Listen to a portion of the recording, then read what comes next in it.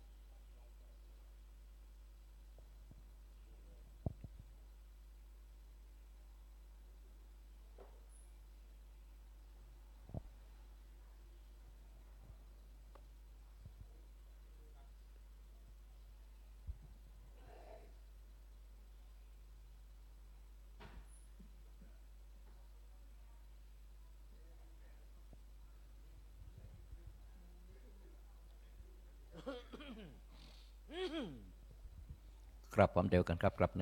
2 3โหนโตเทวตาโยโดลาเทวบุตรเทวดาเจ้าทั้งหลายมวลหมู่อันสาธิตอยู่คู่แดนเมืองอันรักษาอย่างแม่น้ำและฝ่ายเมืองอันเมเลเทแรงองอาจอันรักษาอย่างพระโพธาบาทพระธาตุและเจดีย์แต่เดิมเมว่าไว้อันอยู่เจมคลายนิรันเตพระหากต่างไว้สืบมาเมตั้งกุมพานและกุมเพเยินแทบตาติตาวารารุกาจาเตวตาอันอยู่วิมันคงเขตดาวดันดอยดงอากาศาเวหาหนภายแผ่เฮอเชิงบนตานจาโตลูกเต้าสี่องค์การจอมจึงเงาพระอินตานบแนวน้อมจนตามภาษาขายป่องแก้วพอเหลงโดแผ่วลดนักนำลมจุ่มโปไปตามตายต่างนางนาถายแม่ทอลันเนอันรักษาอย่างปาทาเวพื้นแผ่นกว้างแห่งพระโสธาขออังเจิญตานตั้งหลายจงมาจุมมาผาตาอานุโมโจมจื้นแนวเถิงบนตาแถมเตียมมันลิเทโทนสาทานพระโคดมแฝงไฟเฝ้านิลันดอนพรูกาขอหยอกรนบเนียวตางวางเกี่ยวกับวันตาขออังเจิญจะต้านต่างหลายจงมาผาตาอานุโมตนาจิมมุลสัทธาผู้คาต่างหลายที่ได้มาทำบุญตานนายทีฆานายทีฆากาละวันเนนานจงจักมีแจ้งแต่เดเลโยสันเนเสโนวะละปอที่โมเลมาลังสาเสนางมหานติงวิจัยโยสัมโพที่มาการเจงานานตัญญาโนโยโลกุตตโมตังปันนามามิพุทธาต่างปันนามามิธรรมังต่างปันนามามิสังฆังสาธุสาโทโอกาสาพันเตกาแด่พระเกี่ยวเจ้าต่างสามปักกันและพระปัญจารัตนาพระเกี่ยวเจ้าต่างจำพวกอันสาธิตสามลานอยู่วัดวาอารามสถานตินเนเป็นต้นเป็นก้าวเป็นประธานและสถิตสามลานโยจันฟาตาวาติงสาภากาพมสวรรค์กัตเตวานโลกและอานสถิตสามลานโยเนื้อหนาจมโปจุติจุแห่งโจโตนจุพระองค์วันเนก็หากเป็นวันเดดีถีอันวิเศษเหตุว่าเดือน9ขึ้น8 ค่ำก็ได้มาจูจอดลอดเติงถึงอย่างโมลสัทธาเดือนดับ เดือนเก้าดับก็ได้มาโจจอดรอเติงถึงอย่างโมลาศรัทธาผู้คาตั้งหลายที่ได้มาทำบุญเฮือด้านใน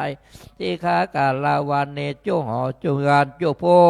จุคนจุใหญ่น้อยยิ่งใจก็จึงได้ปาการมาสนงคงควายตกแต่งแบ่งพร้อมน้อมนำมาอย่างตุปาบุพาลาจาดวงดอกข้าวตอกดอกไม้และน้ำโอและน้ำสารพัตตาหารและน้ำสารตั้งหลายตั้งมวลฝงเนเปือสถาผู้กาตั้งหลายได้เฮือตามตำบลเฮือตานในทีคากาละวันนี้ก็ขอเฮอมาเป็นปัจจัยกำโจโอดหนุนอย่างโมลาสถาผู้กาตั้งหลายเฮอได้เอาตนตัวรอดโปนเสียอย่างอันตาลายตั้งหลายต่างๆนานาเป็นตนว่าข้อปีข้อเดือนข้อวันข้อยามข้อเจ็บไข้ได้ภายญาติข้อโมโลกาตั้งหลาย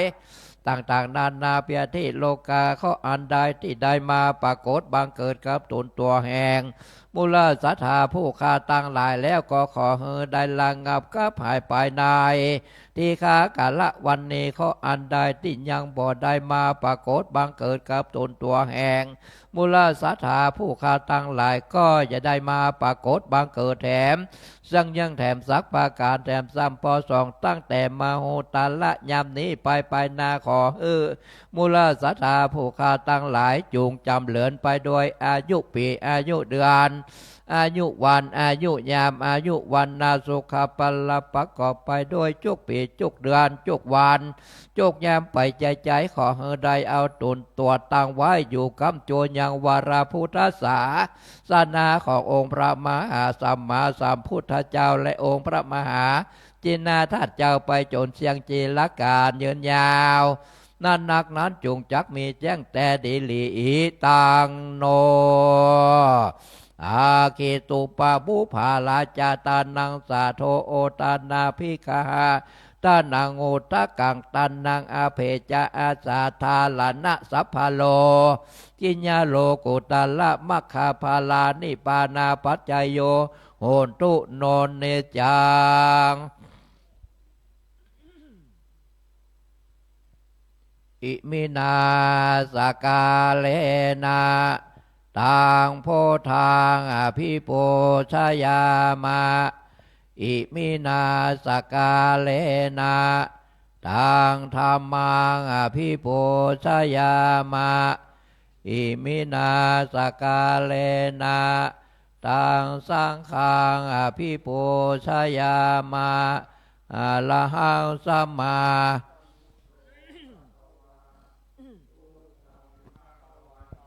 อภิวาเทมิสวากาโตภะคะวะตาธัมโมธัมมังนามัสสามิสุปฏิปันโนภะคะวะโตวะกะสังโฆสังฆังนามามิหันธรรมยังพุทธัสสะภะคะวะโตบุพพะกะนามะกะลังกะโลมะเสเอภะคะวะโตอะระหะโตสัมมาพุทธัสสะนะโมตัสสะภะคะวะโตอะระหะโตสัมมาสัมพุทธัสสะนะโมตัสสะภะคะวะโตอะระหะโตสัมมาสัมพุทธัสสะหันธรรมยังพุทธาภิทุติงกะโลมาเสเอ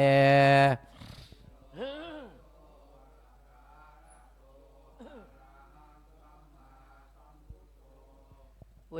ชาจาลานาสัมปันโนสุขโตโลกาวิโทอนุตตโลโปลิสธรรมสาลาเทสาธาเทมโนสานังโพโธภะคะวาโย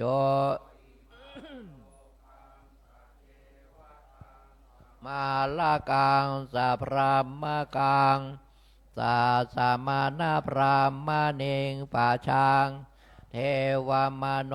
สังสายาอภิญญาสัสสิกตาวาเวเทเส โย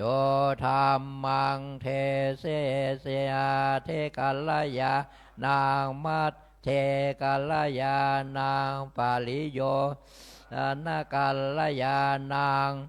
สาถังสัพพยานสนางเกวลปาลิปุนางลิสุทางพรหมจาริยังปากาเสเส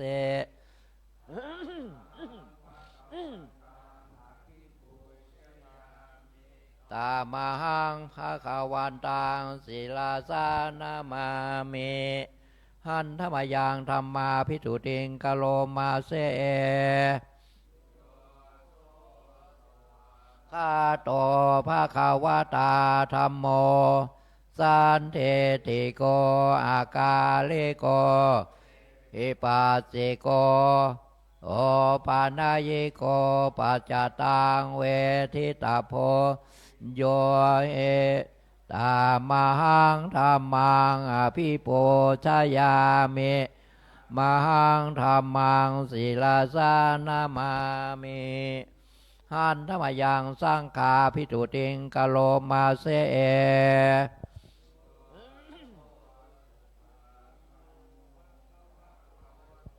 สาวกสังโฆโอสุปฏิปันโนภะคะวะโตสาวกสังโฆจายปฏิปันโนภะคะวะโตสาวกสังโฆสามีจิปฏิปันโนภะคะวะโตสาวกสังโฆยะทิทางจัตตาเลโปเลสายโยคาเนอาทะสัพพุคลาเอสะภะคะวะโตสาวกสังโฆ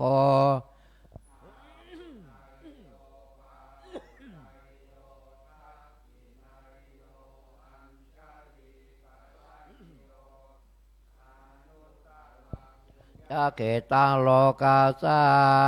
ธรรมหังสังฆังอภิปูชยามิมหังสังฆังศิลาสานามามินะโมตัสสะภะคะวะโตอะระโตสัมมาสัมพุทธัสสะนะโมตัสสะภะคะวะโตสัมมาสัมพุทธัสสะนะโมตัสสะภะคะวะโตอะระโตสัมมาสัมพุทธัสสะพุทธังสารนัง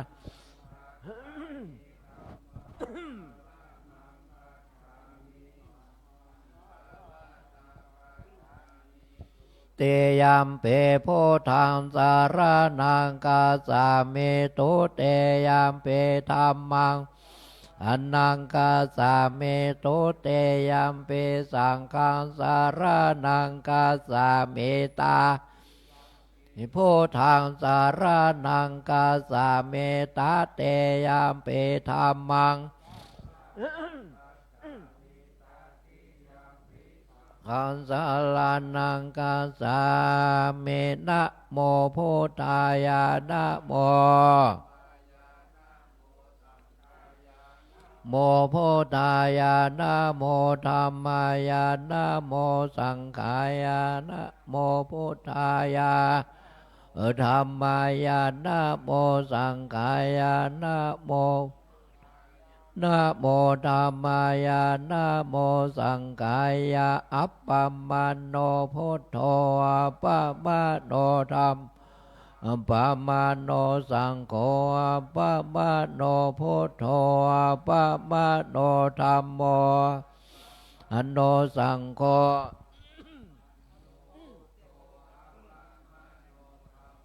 อัปปมาโนสังโฆนาโถธัมโมเมนาโถสังโฆเมนาโถกัมมาทานังเมนทางกัมมาทานาตายากาจาลิโยเมโถพุทโธเมนาโถธัมโมเมนาโถสังโฆโถกัมมาทานังเมนาทางกัมมาทานาตายากาลิโยเมนาโถพุทโธ เมนาโตกัมมาทานังเมนาทังกัมมาทานาไตกาจาลิโยเมนาโทพันเตพุทธาโนสาเตกัมมาทานังยาจาเมโนสาเตกัมมาทานังเทธาเมพันเตพุทธาโนสาเตกัมมาทานังจาเมพุทธาโนสาเตกัมมาทานังทาเมพันเตหัมพันเต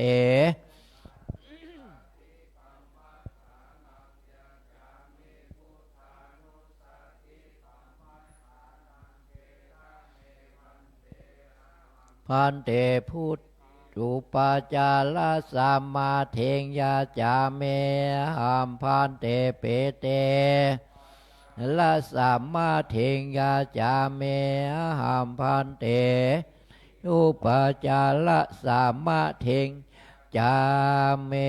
เตเปโสภะคะวาสัมมาสัมพุทโธเวจาจารันนะสัมปันโนโลกาวิโทอนุตตโลปุริสธรรมสา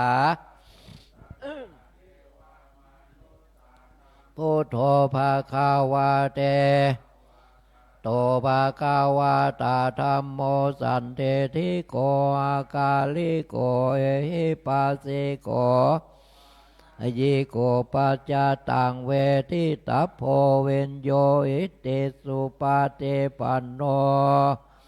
โตสาวกสังโฆสุปาเตปันโนภะคะวะโตก็สังโฆ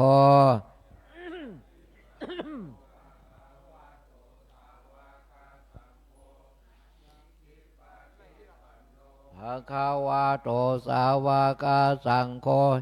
ที่ทางจาตาลิโปเลสาโยคาเนอาทาโปเลสาโปกาลา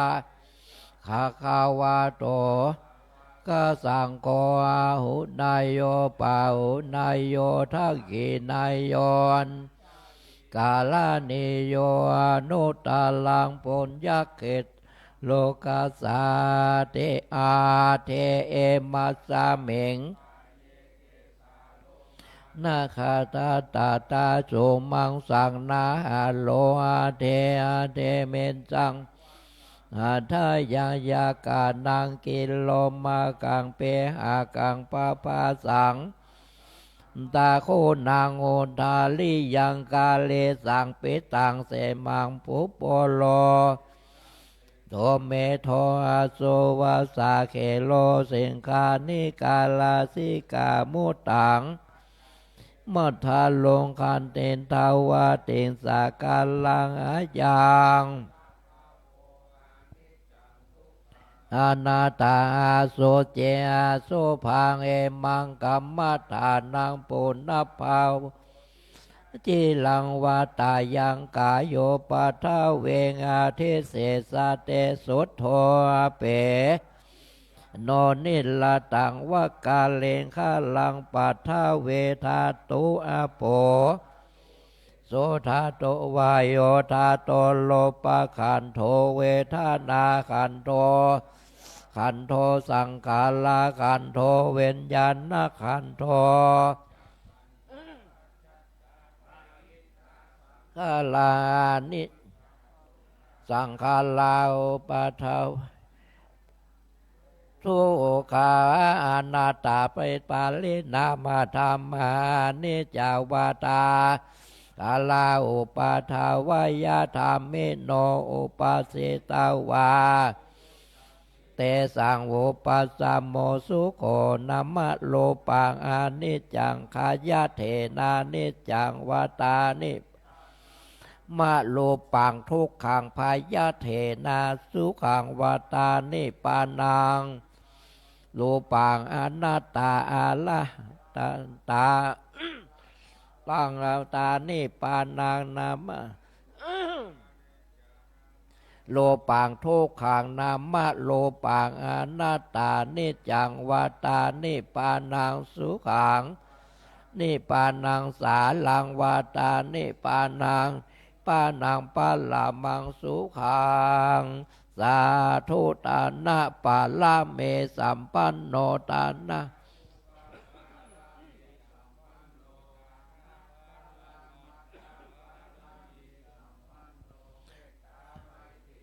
โลนามุทิตาอุเบกขาปาลาเมสัมปันโนอิติปิโสศีลาปาลาเมสัมปันโนศีลาอุปปาลาเมสัมปันโน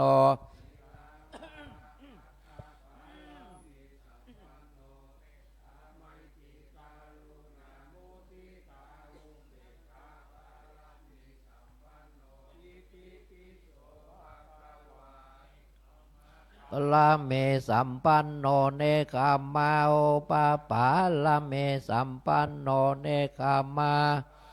มาทาปาลาเมสัมปันโนเมตตาไมเต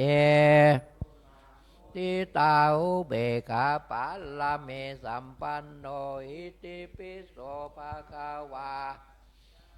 ปะเมสัมปันโนจาปาลาเมสัมปันโนปัญญาปาลามาตาโลนาโมทิตาลาเม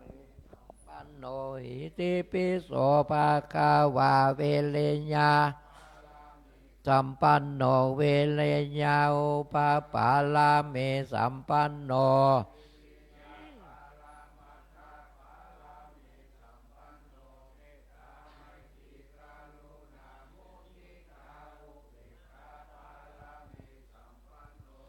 ติปิโสภะคะวาขันติปาลาเมสัมปันโนขันติอุปปาลาเมโนขันติปาลามาตาปาลาเมสัมปันโนเมตตา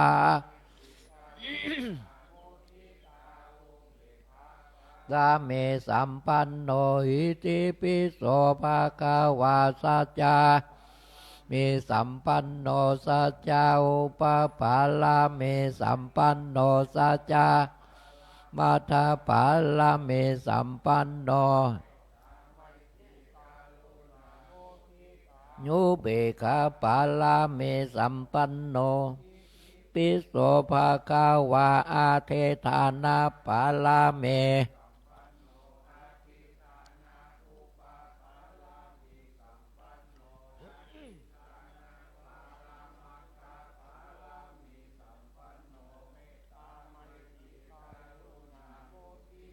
อุเบกขาปาลาเมสัมปัน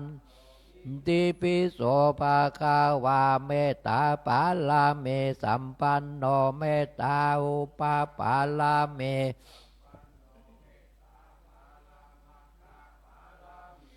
ปันโนเมตตาไมเตกาโลนามุทิตาอุเบกขาปาลาเมสัมปันโนโสภะคะวาอุเบกขาปาลาเมสัมปันโนอุเบกขา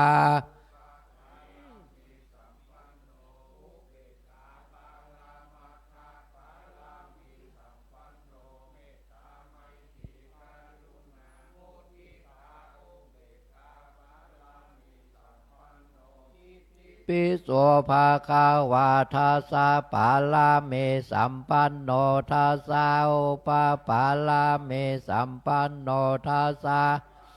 มัทธปาลาเมสัมปันโนเมตตายุเบกขาปาลาเมสัมปันโนอิติปิโสภะคะวาสัมมาเทสะ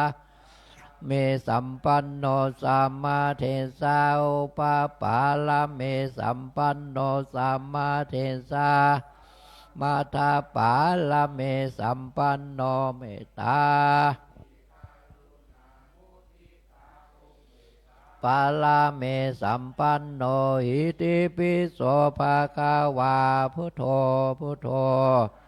ตาเทโกโนเอเตเปโสภะคะวาเอเตเป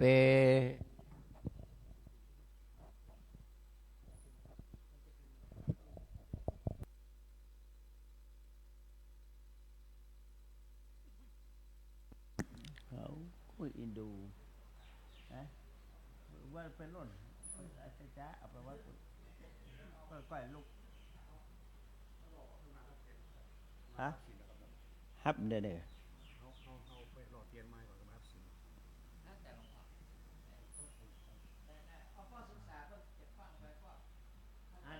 อันนั้นราชโปขึ้นสู่ธรรมะด้วยผมไปที่ยันโตนั่นก็ฮับถึงจันนั่นราชต่อไปที่ผมว่าแต่เจ้านะครับก่อนนี้ท่านหลวงพ่อเขาจะเมตตาไปเป็นประธานเทศน้ำพึ่งที่พึ่งปฐมฤกษ์เรียนเข้าภาษาเอานะกันเดียวหมู่เฮาถ้าได้สิ่งหลักกลางเนอะพนมมือสาธุพร้อมกันเนอะหลวงพ่อจะออกไปประเดี๋ยวเลยนะครับช่วงนี้หลวงพ่อบอกขอราธนาองค์แสดงพระธรรมเทศนาท่านพระมหาชินาสโพอนันตชัยมาทางนี้ลูกกับพระพุทธหลวงปู่ขึ้นธรรมาสพระมหาอนันตชัยชินาสโพปรริยนธรรม9ประโยคหนักหลวงเฮานะซึ่งองค์นี้ทรงพระปฏิโมกข์ตัวในพรรษา2แล้วศรัทธาจะเข้าพรรษา3นี่สวดปฏิโมกข์กราบหลวงปู่พอแล้วลูกกราบหลวงปู่แล้วขออาราธนาองค์แสดงพระธรรมเทศนาขึ้นสู่ธรรมาสก่อนเลยพระมหาอนันตชัยชินาสโพเรียนธรรม9ประโยคหนักหลวงอันนี้นอวัดหลวงแท้ๆล่ะนี่มาเป็นเน้นน้อยนี่อันนี้ถ้าเป็นอย่างอื่นในบรรทองว่านอเนื้อภาษาที่สูงในบรรทองว่ารัชทายาทหรอมันนั่นดีวางไว้หรอเป็นองค์แสดงพระธรรมเทศนาภาคเช้าวันนี้ก็เดี๋ยวตั้งนอกอันรอฟังชยานต่อพอติยาโมเลสักกยานังนันติวัฒโนเอวังตวาเวชโยหิชยาสชยมังคะเลอัปปลาจิตตปัลลาเกเสเสปัตเวโปคะเรอเปเสเกจัพพพุทธานังข้าบาตาปมาตเดสนาคาตาสมากาลาสปปาตาสหทิตาสุขโนตาจะสเจตาปราบาจาเลสปะทากินังกายกรรมังวาจากรรมาปะทากินังปะทากินังมโนมาปะเนเตเตปะทากินาปะทากินาเลกัตตวานัลลพันตาเทปะทากิเนสัพเพพุตตา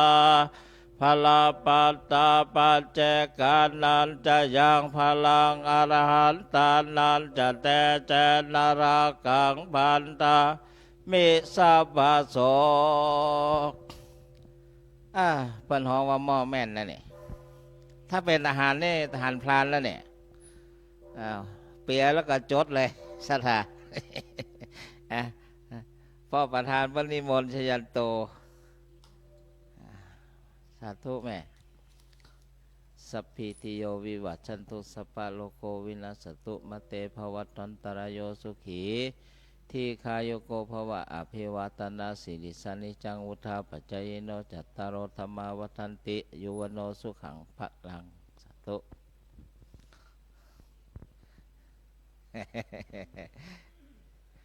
หลวงพ่อเป็นประธานเทเทียนภาษานี่กำลังผลัดเสียงเด้งขึ้นแล้วเปียไม้แล้วสถาเว้ยหรอพับ เดี๋ยวเราให้หลวงพ่อนั่งก่อนหลวงพ่อกับหม้อแม่นเหมือนกันแหละจี้เลยครับบอกแล้วครับนิมนต์หลวงพ่อนั่งแล้วก็กลับต่อไปกลับคำเดียวกันครับกลับ1กลับ2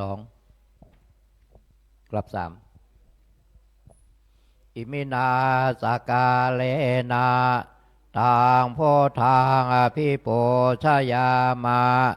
อิมินาสกาเลนะ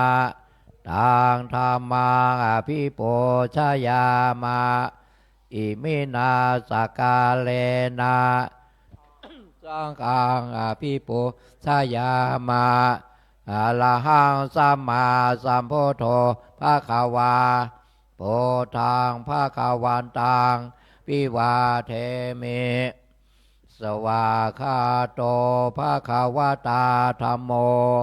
ธัมมังนามัสสามิสุปฏิปันโน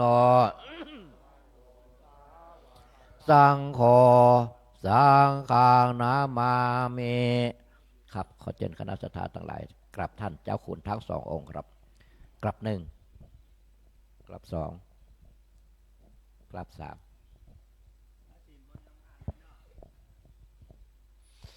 มายังพันเตเตสาเนนาสาหะปัญจศีลานิยาจามาตุเตยัมเปมายังพันเตเตสาละเนนาสาหะปัญจศีลานิยาจามาตาเตยัมเปมายังเตเตสาละเนนาสาหะปัญจศีลานิยาจามานะโมตัสสะภะคะวะโตอะระหะโตสัมมาสัมพุทธัสสะนะโมตัสสะภะคะวะโตอะระหะโตสัมมาสัมพุทธัสสะนะโมตัสสะภะคะวะโตอะระหะโตสัมมาสัมพุทธัสสะนะโมตัสสะภะคะวะโตอะระหะโตสัมมาสัมพุทธัสสะนะโมตัสสะภะคะวะโตอะระหะโตสัมมาสัมพุทธัสสะนะโมตัสสะภะคะวะโตอะโตสัมมาสัมพุทธัสสะ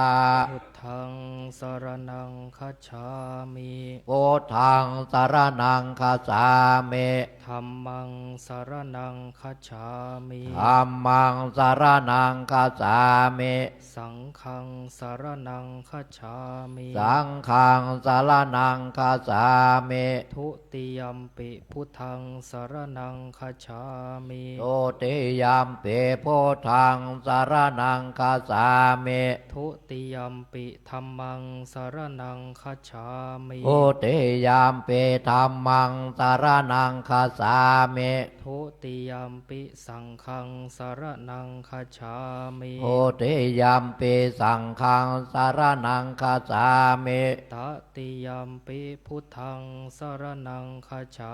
มิตติยัมปิพุทธังสรณังคัจฉามิตติยัมปิธัมมังสรณังคัจฉามิตติยัมปิธัมมังสรณังคัจฉามิตติยัมปิสังฆังสรณังคัจฉามิตติยัมปิติสรณะขมนังนิธิตังอามาพันเตปานาติปาตาเวระมณีสิกขาปะทังสมาธิยามิปานาติปาตาเวระมณีสิกขาปะทังสมาธิยามิอาทินนาทานาเวระมณีสิกขาปะทังสมาธิยามิอาทินนาทานาเวระมณีสิกขาปะทังสมาธิยามิกาเมสุมิจฉาจาราเวระมณีสิกขาปะทังสมาธิยามิกาเมสุมิจฉาจาราเวระมณีสิกขาปะทังสมาธิยามิมุสาวาทาเวระมณี สิกขาปะทังสมาธิยามิ มุสาวาตาเวรมณีสิกขาปะทังสมาธิยามิ สุราเมรยมัชฌะปมาทฐานา เวระมณีสิกขาปะทังสมาธิยามิ สุลาเมลายามาจาปามาตาฐานาเวรมณีสิกขาปะทังสมาธิยามิ อิมานิปัญจสิกขาปทานิสีเลนะสุขติงยันติ สาธุ สีเลนะโภคสัมปทา สาธุ สีเลนะนิพพุติงยันติ สาธุ ตัสมาสีลังวิโสทะ อา เย มาพันเตกับต่อไปโยงขบาทกับเนื้อสาธุโอกาสาโอตานาปินเดปาตังตานังนาปัจจายโยโหตุโนเนจังสาธุกาสาโอตานาปินเดปาตังตานังนาปัจจายโยโหตุโนเนจังสาธุโอกสาโอตานาปินเดปาตังตานังนิปานาจายโยตุโนเนจังปรัมมาจาโลกาธิปเทสหัมปเทกัดอัญชะเลอันทิวลังอัญญาจทาสันติทาสัตตาปราสักคาสาติกาเทเสตุธรรมังอนุกัมปิมังปะชัง นะโมตัสสะภะคะวะโตอะระหะโตสัมมาสัมพุทธัสสะนะโมตัสสะภะคะวะโตอะระหะโตสัมมาสัมพุทธัสสะนะโมตัสสะภะคะวะโตอะระหะโตสัมมาสัมพุทธัสสะพันธนังจะปลังจิตตังทุระขังทุนนิวารยังอุชงกะโรติเมธาวีอุสุการโรวะเตชะนันติขอความนอบน้อมของข้าพเจ้าจงมีแด่พระรัตนตรัยคือพระพุทธเจ้าพระทักขิณโมลีธาตุอันเป็นที่สักการะบูชาของเหล่าพุทธศาสนิกชนพระธรรมและพระสงฆ์ขอน้อมระลึกถึงคุณอันประเสริฐของพระเดชพระคุณหลวงปู่พระพรหมมงคลหลวงปู่ทองสิริมังคลมหาเถระอดีตเจ้าวาดวัดพระธาตุสีจอมทองวรวิหารขอถวายความเคารพพระเดชพระคุณเจ้าคุณพ่อพระสุวรรณเมธีด็อกเตอร์รองเจ้าคณะจังหวัดเชียงใหม่เจ้าวาดวัดพระธาตุสีจอมทองวรวิหารตลอดจนถึงคณะครูบาอาจารย์พระมหาเถรานุเถระพระมัชชิมะและพระนวากะทุกท่านอันมีเจ้าคุณอาจารย์พระอมรเวทีผู้ช่วยเจ้าวาดวัดพระธาตุสีจอมทองวรวิหารเป็นต้นสวัสดีไปยังน้องสามเณรแล้วก็ขอความผาสุกสวัสดีในเช้าวันพระที่25มิถุนายนปีพุทธศักราช2568ซึ่งเป็นวันแรม15ค่ำเดือน7ปีมะเสงจงบังเกิดมีแด่คณะศรัทธาญาติโยมสาธุชนทุกคนทุกท่านณโอกาสบัดนี้กระผมอาตมาภาพจะได้ชี้แจงแสดงพระธรรมเทศนาอันเป็นสดุธรรมคำสั่งสอนขององค์สมเด็จพระชินวรสัมมาสัมพุทธเจ้าในหัวข้อแห่งจิตตานุรักขกถาว่าด้วยการรักษาจิตรักษาใจเพื่อเป็นเครื่องประคับประคองฉลองศรัทธาคณะศรัทธาญาติโยมสาธุชนผู้มีจิตในกองบุญผู้มีจิตใฝ่ในกองบุญกองกุศลกล่าวคือทานศีลภาวนาแล้วก็ขออาราธนาและก็เจริญพรทุกท่านได้เอามือลงนั่งตามสบายตามศาสนสุภาษิตที่อาตมาภาพได้ยกขึ้นเป็นนิเขปบทเบื้องต้นก็คือพันธนังจัปปลังจิตตังทุรักขังทุนนิวารยังเป็นต้นก็แปลใจความว่าคนมีปัญญาสามารถที่จะทำจิตที่มันดิ้นรน กวัดแกว่งห้ามยากรักษายากให้ตรงได้เหมือนกับช่างสอนที่สามารถดัดลูกศรให้ตรงได้ฉะนั้นอันนี้ก็มาในพระไตรปิฎกชื่อว่าขุตกนิกายธรรมบทนะโยมนะก็คือข้อที่25เล่มที่19นะฉบับบาลีสยามรัฐจิตของคนเรานี่ถ้าตามภาษาวิธรรมก็คือว่าเป็นสภาพที่ไม่มีตัวตนเป็นสภาพที่รับรู้อารมณ์จิตคนเราทำหน้าที่หลักๆอยู่2ประการก็คือ 1. รับอารมณ์ 2. รู้อารมณ์มีวิเคราะห์ในภาษาบาลีว่าจิตเตติติจิตตังอารมณังวิชานันติติอโถแปลว่าธรรมชาติใดย่อมคิดหรือว่าย่อมรับธรรมชาตินั้นชื่อว่าจิตอธิบายว่าธรรมชาติที่รับรู้อารมณ์หมายความว่าจิตของเราเปล่าๆนี่นะเป็นธรรมชาติที่บริสุทธิ์ภาษาอภิธรรมก็อุปมาเหมือนกับน้ำที่มันใสๆแต่พอเราเอาตัวปรุงแต่งจิตก็คือเจตสิกเข้าไปใส่นะจิตก็เลยเปลี่ยนสภาพไปนะโยมก็เหมือนกับที่เราหรือว่าอุปมาเหมือนกับเด็กน้อยๆนะที่ยังไม่รู้อิโหนอิเหน่ยังไร้เดียงสาอยู่แต่ก่อนก็เปรียบว่าเด็กนี่เปรียบเสมือนผ้าขาวเพราะว่าจิตของเด็กนี่ยังไม่ค่อยมีสิ่งที่ปรุงแต่งมากเพราะฉะนั้นจิตของคนเราเฉยๆนี่จึงเป็นสภาพที่บริสุทธิ์ทำไมวันนี้อาตมาภาพถึงยกเอาเรื่องราวของการรักษาจิตรักษาใจมาพูดเพราะว่าปัจจุบันนี้หลายๆคนหลายๆท่านก็เสพโซเชียลมีเดียก็คืออยู่ในสังคมออนไลน์ก็เจอข่าวแต่ละวี่แต่ละวันนะโยมเป็นข่าวที่มันหนักๆทั้งนั้นเลยไม่ว่าจะเป็นเรื่องสงครามเรื่องความขัดแย้งต่างๆเรื่องข่าวพระข่าวข้าราชการทุจริตเป็นต้นก็เลยบางทีทำให้เราสลดหดหู่บางทีก็ไม่อยากที่จะเปิดโซเชียลเลยก็มีนะโยมก็คือมีข่าวรายวันจนทำให้อาตมาภาพนี่พิจารณาว่าวันนี้ควรที่จะยกเรื่องของการรักษาจิตขึ้นมาพูดบางคนในปัจจุบันนี้เนี่ยพอเกิดปัญหาทางจิตคนยุคใหม่อย่างเช่นอาตมาภาพก็ไม่สามารถที่จะแก้ปัญหาได้บางทีก็จบชีวิตตัวเองไปก่อนวัยอันควรก็มีโยมปัจจุบันนี้คนป่วยทางกายน้อยแต่ว่าป่วยทางจิตมากก็คือป่วยทางจิตมากขึ้นนั่นเองอันนี้ก็เป็นโครงสร้างปัญหาสังคมเราไม่สามารถที่จะแก้ได้แต่เราสามารถที่จะแก้ได้อย่างหนึ่งก็คือเรามองที่ใจของตัวเราเองก็คือกลับมามองที่ใจให้เรามีวัคซีนป้องกัน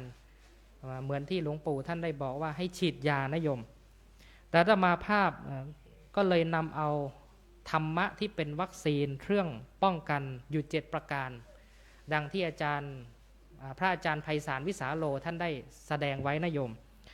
ก็คือ 1. เวลาที่เราเจอปัญหาต่างๆเนี่ย 1. เราต้องยอมรับ 2. ให้เรามองบวก 3. ให้อภัย 4. ให้นึกถึงผู้อื่น 5. ศรัทธา 6. การฝึกสมาธิและ 7. การฝึกสติให้เกิดปัญญาอาตมาก็อธิบายทีละข้อประการที่ 1ก็คือพระอาจารย์ไพศาลวิสาโลท่านบอกว่าให้ยอมรับมีคำกล่าวที่ว่าเป็นโรคร้ายไม่เท่ากับใจที่ยอมรับหรือการต้องทนทุกข์ทรมานต่างๆทนทุกข์ทรมานกับสิ่งต่างๆที่เข้ามาในชีวิตของเราบางทีไม่สามารถที่จะเยียวยาได้ขั้นแรกเนี่ยเราต้องยอมรับกับมันเสียก่อนข้อนี้เนี่ยอาตมาก็จะยกตัวอย่างซึ่งญาติโยมก็เคยได้ยินอยู่พอสมควรก็คืออย่างเช่นเรื่องราวของพระปตาจาราเถรีนะโยมพระปตาจาราเถรีเนี่ยเดิมทีก็คือเกิดในตระกูลของเศรษฐีเป็นลูกสาวคนเดียวนะพ่อแม่ก็หวงมากนะ ก็เลยให้นางอยู่บนปราสาทชั้นที่7ไม่ให้เจอกับใครเลยพอนางถูกประคบประหงมไม่ให้ออกไปภายนอกเข้านะก็เลยทำให้นางเขาเรียกว่ารู้จักสนิทสนมกับคนรับใช้นะเป็นผู้ชายนะโยมจนในที่สุดก็มีความสัมพันธ์กันอย่างลับๆผลสุดท้ายนะพอพ่อแม่เห็นว่านางสมควรที่จะครองเรือนก็เลยให้ไปมั่นหมายกับผู้ชายที่มีตระกูลเสมอกันแต่นางนี่ไม่ได้รักนะโยมสมัยแต่ก่อนแม้กระทั่งปัจจุบันนี้นะโยมอินเดียก็ยังมีประเพณีก็คือคลุมถุงชนอยู่เพราะฉะนั้นนางความที่ไม่อยากแต่งไปอยู่กับชายที่ไม่ได้รักก็เลยตกลงกับคนรับใช้นั่นเองหนีนะโยมคนรับใช้ก็เป็นคนบ้านนอกก็เลยหนีไปอยู่นอกเมืองไปอยู่ตามชนบทด้วยกันพออยู่มาได้สักระยะหนึ่งนะนางกับสามีนะก็นางก็ตั้งครรภ์กับสามีพอนางตั้งครรภ์เนี่ยตามประเพณีของอินเดียสมัยนั้นก็คือมีธรรมเนียมว่าต้องไปคลอดลูกที่บ้าน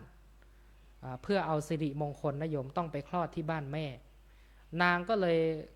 ขยันขยอสามีว่าจะขอกลับไปคลอดลูกที่บ้านสามีนะความที่กลัวว่านางเนี่ยหนีพ่อแม่มากลัวว่าพ่อแม่จะทำร้ายนางจนเสียชีวิตเลยก็เป็นไปได้นางก็เลยสามีก็เลยไม่อนุญาตอยู่มาวันหนึ่งพอคันของนางเริ่มที่จะก็เลยแก่ก็คือท้องแก่แล้วโยมใกล้ที่จะคลอดแล้วสามีออกไปทำงานข้างนอกนางก็เลยตัดสินใจที่จะหนีเลยโยมหนีไปเพื่อที่จะกลับไปที่บ้านพอไปได้ระหว่างทางเนี่ยนางก็เกิดเขาเรียกว่าอาการใกล้คลอดนะแล้วก็คลอดลูกในที่สุดนะสามีกลับมาถึงบ้านไม่เห็นภรรยาก็เลยถามชาวบ้านก็บอกว่าโอ้เขาบอกว่าจะกลับไปคลอดลูกที่บ้านสามีก็เลยรีบตามนางไปเพื่อที่จะไปให้ทันก็ทันในที่สุดนะโยมผลสุดท้ายนางคลอดแล้วนะลูกคนที่หนึ่งนางก็กลับมาใช้ชีวิตอยู่ที่บ้านอยู่บ้านนอกกับสามีต่อมาอีกปีหนึ่งนางก็ได้ท้องอีกนะโยมนะคราวนี้นะนางความที่ไม่ได้ไปคลอดที่บ้านตั้งใจว่าลูกคนนี้จะต้องกลับไปคลอดที่บ้านให้ได้ก็เลยบอกสามีก็ไม่ยอมอีกพอได้จังหวะนะสามีออกไปทำธุระข้างนอกนางก็หนีไปอีกนะโยมแต่ครั้งนี้ต่างจากทุกครั้งก็คือเป็นช่วงมรสุมนะมีลมพายุมีลมแรงแล้วก็ฝนตกนะสามีก็ออกตามหาอีกนะพอไม่เห็นนางที่บ้านก็เลยตามไปนะไปเจอนางอยู่ในระหว่างทางอีกพอไปเจอขณะนั้นก็เกิดฝนตกหนักขึ้นมานะสามีก็เลยบอกว่าให้รออยู่ตรงนี้ก่อนนะเดี๋ยวตัวเองจะไปหากิ่งไม้ไปหาอะไรมาแถวจอมปลวกแถวนี้ก่อนเพื่อที่จะได้กำบังไม่ให้ลูกไม่ให้ภรรยาและลูกเนี่ยได้รับอันตรายนะได้รับเขาเรียกว่าได้เปียกฝนด้วยนะโยมสามีก็เลยไปตัดขณะนั้นนั่นเองก็มีงูพิษเลื้อยออกมาจากจอมปลวกฉกเอาสามีของเธอสามีก็เลยเสียชีวิตลงหน้าที่นั้นนั่นเองนะโยมส่วนภรรยานี่รอสามีรอแล้วสามีก็ไม่กลับมาเกิดอาการปวดท้องนะแล้วในที่สุดก็คลอดลูกนะระหว่างที่นางคลอดเสร็จก็ฝนก็หยุดตกนะทีนี้นางก็ทุกข์ทรมานมองไปซ้ายมองไปขวาสามีก็ยังไม่กลับมาตัดสินใจนะโยมนะจริงๆแล้วนางเอาลูกน้อยที่อายุขวบหนึ่งมาด้วยนะก็คืออุ้มลูกนะด้วยตัวเองเพิ่งคลอดนั่นเองนะโยมอุ้มลูกแล้วก็จูงลูกอีกคนหนึ่งเดินออกตามหาสามีอย่างทุลักทุเลจนนางไปเจอสามีนอนกองอยู่ที่พื้นซึ่งก็ตัวแข็งตัวเขียวนะโยมตามตำราก็บอกว่าตัวเขียวก็คือตายไปได้ สักพักหนึ่งแล้วโยมจนตัวแข็งเลยนางเห็นดังนั้นก็ช็อกเลยโยมจากที่ไม่มีเรี่ยวไม่มีแรงอยู่แล้วก็ช็อกนะสามีเสียชีวิตนางก็เลยคิดว่าตัวเองก็คงจะไม่มีที่พึ่งแล้วคงจะมีแค่พ่อแม่ที่จะช่วยเหลือนางได้นางเลยตัดสินใจอุ้มลูกคนหนึ่งแล้วก็จูงอีกคนหนึ่งเดินไปเพื่อที่จะไปยังเมืองสาวัตถีพอเดินไปได้สักพักหนึ่งก็ไปเจอกับแม่น้ำซึ่งเป็นแม่น้ำที่ไหลเชี่ยวเป็นแม่น้ำที่ไม่ลึกนะโยมแต่ว่าไหลเชี่ยวมากเพราะว่าฝนตกเมื่อคืนด้วยแหละนะนางก็เลยบอกกับลูกคนเล็กนะซึ่งขวบหนึ่งก็ยังไม่รู้อิโนอิเน่หรอกบอกว่าให้รอแม่อยู่ตรงนี้นะลูกนะเดี๋ยวแม่จะพาน้องนะข้ามฝั่งไปก่อนพอได้ดังนั้นนางก็เลยอุ้มลูกน้อยนะซึ่งอุ้มอย่างทุลักทุเลเพราะว่านางก็เพิ่งจะคลอดลูกใหม่ๆนะโยมอุ้มลูกน้อยคนเล็กเนี่ยไปวางไว้อีกฝั่งหนึ่งก็เอาผ้าแล้วก็วางไว้นะหลังจากนั้นนางก็ตั้งใจที่จะไปรับลูกอีกคนหนึ่งขณะที่นางกำลังเดินไปได้ระหว่างกลางแม่น้ำนั่นเองก็มีพญาเหยี่ยวนะก็คือเหยี่ยวตัวใหญ่บินมาตรงนั้นพอดีเหยี่ยวเห็นก้อนแดงๆซึ่งเด็กกำลังเกิดใหม่ๆนึกว่าก้อนเนื้อก็เลยบินโฉบลงมานะเอาลูกน้อยของนางระหว่างนั้นนั่นเองนางตกใจก็เลยยกมือโชว์ขึ้นหวังจะไล่เหยี่ยวลูกน้อยคนเล็กนะซึ่งอายุ1 ขวบนะเห็นแม่เรียกดังนั้นนึกว่าเห็นแม่ยกมือขึ้นนึกว่าแม่เรียกนะก็เลยกระโจนลงน้ำเลยโยมนะเด็กน้อยอีกคนหนึ่งกระโจนลงน้ำไหลเชี่ยวพัดพาเอาเด็กน้อยอีกคนหนึ่งนั้นหายไปส่วนอีกคนหนึ่งก็ถูกเหยี่ยวโฉบไปนางอยู่กลางแม่น้ำนะไม่สามารถที่จะทำอะไรได้เกิดอาการช็อกนะโยมครั้งที่สองนะก็คือมีความทุกข์ระทมมากตอนนั้นนี่คือนางบาลีกล่าวว่าก็คือมีจิตวิปลาสก็คือเสียสติไปเลยเดินโซซัดโซเซไปเรื่อยๆนะไประหว่างทางนะแรงก็ไม่มีไปเจอกับ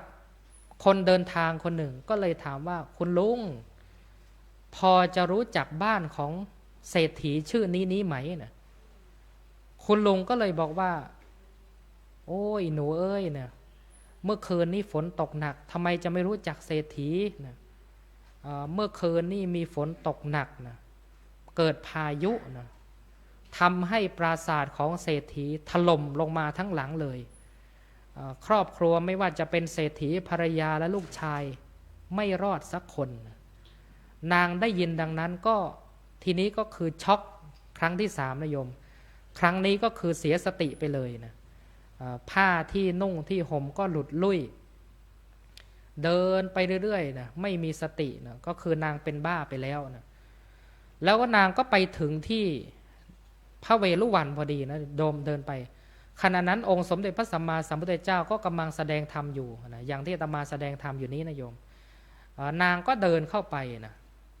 พอเดินเข้าไปเหล่าพุทธบริษัทญาติโยมเห็นว่าโอ้นางเปลือยกายนะเดินเข้ามานะก็เลยพากันไล่นะองค์สมเด็จพระสัมมาสัมพุทธเจ้าก็เลยบอกว่าไม่ต้องไล่นางนะให้นางเข้ามาก็มีชายคนหนึ่งก็ได้โยนผ้าเอาผ้าให้คลุมให้นางก็เดินไปที่องค์สมเด็จพระสัมมาสัมพุทธเจ้านะพระองค์ก็ตรัสว่าจงกลับได้สติมาเถิดปตจารานะด้วยพุทธานุภาพก็เลยทำให้นางนี่กลับได้สติคืนมานางก็เกิดอาการอับอายเลยทีนี้โยมนะพระพุทธองค์ก็เลยแสดงธรรมให้นางเห็นถึงความเป็นจริงก็คือให้นางได้ระลึกรู้นะพระพุทธองค์ก็เลยกล่าวว่าอย่าไปคิดเลยปตาจาราเธอมาสู่สำนักของเราผู้ได้สามารถเป็นที่พึ่งอาศัยให้เธอได้แล้วเราไม่ควรประมาทมัวแต่นั่งเศร้าโศกเสียใจซึ่งไม่ก่อให้เกิดผลดีแก่เราเองแล้วก็ตัวผู้อื่นเลยหลังจากนั้นนางได้สติแล้วก็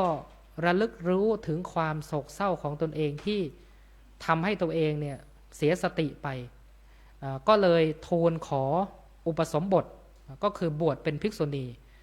พระพุทธองค์ก็เลยประทานการอุปสมบทให้นะก็เลยเป็นภิกษุณีแต่ความเศร้าโศกของพระเถรีนะก็ยังไม่สิ้นสุดนะโยมก็คือยังมีความเศร้าโศกอยู่มีพระนางก็พยายามปฏิบัตินางก็พยายามที่จะปฏิบัติขัดเกลาตัวเองอยู่เสมอมีอยู่วันหนึ่งขณะที่กำลังตักน้ำล้างเท้านะก็คือเอาขันตักน้ำราดที่เท้าเนี่ยราดไปครั้งที่หนึ่งน้ำก็ไหลไปแล้วก็หายไปนะก็คือซึมลงสู่ผิวดินราดไปครั้งที่สองน้ำก็ไหลไปไกลกว่าเดิมอีกแล้วก็ซึมลงสู่ผิวดินราดไปครั้งที่สามน้ำก็ไหลลงไปอีกก็คือไกลกว่าเดิมแล้วก็ซึมลงสู่ผิวดินนางก็พิจารณาถึงความไม่เที่ยงแท้นะพิจารณาเหมือนน้ำในขันที่เทลงไปเหมือนกับวัยทั้งสามของมนุษย์ก็คือปฐมวัยมัชชิมวัยและก็ปัจฉิมวัยมนุษย์ทุกคนเกิดมาบนโลกใบนี้ก็ต้องเข้าสู่สภาพของพระไตรลักษณ์ก็คืออนิจจังทุกขังอนัตตามีความไม่เที่ยงแท้นะมีความไม่เที่ยงเป็นทุกข์ก็คือเปลี่ยนแปลงไปแล้วก็เป็นสภาพที่ไม่สามารถบังคับบัญชาได้พระนางความที่เป็นผู้ปฏิบัติมาตลอดพิจารณาถึงความไม่เที่ยงแท้นะความแปรเปลี่ยนไปแล้วก็ความไม่ใช่ตัวไม่ใช่ตนสุดท้ายนางก็ได้บรรลุเป็นพระอรหันต์ในพระพุทธศาสนาแล้วก็เป็นภิกษุณีที่ได้รับเอตทัคคะในด้านของการทรงวินัยเป็นการทรงวินัยของฝ่ายภิกษุณีคู่กับพระอุบาลีเถระซึ่งเป็นฝ่ายสงฆ์นะโยม